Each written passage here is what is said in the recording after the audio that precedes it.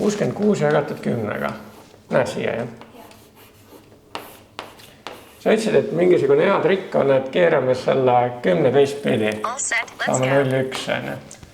Ja paneme ühe asemele 66. Aga siis tekib küsimus, et kuhu me koma paneme. Sina paneksid siia.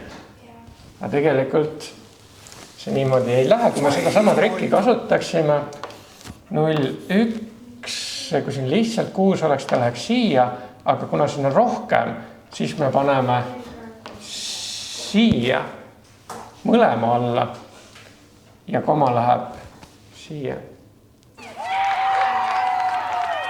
6,6.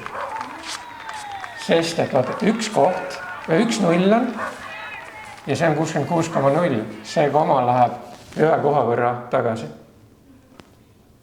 Või kui me kasutame sinu meetodit, me saame seda kasutada ka uuega, ütleme, et kui meil on 6 jagatud 10-ga ja kirjutame siia 0,1, siis me paneme selle 6 ainult siia. Noh, siis on 0,6. Aga kui meil on 666 jagada näiteks 100-ga, vaatame, kas me siis saame ka sama teha. 0, 0, 1, siis me peame siia panema 6, 6, 6 ja siis peaks nagu siia panema, tegelikult me peame siia selle koma panema. Et see koma läheb peale esimest 0. Siis me saame seda trikki kasutada.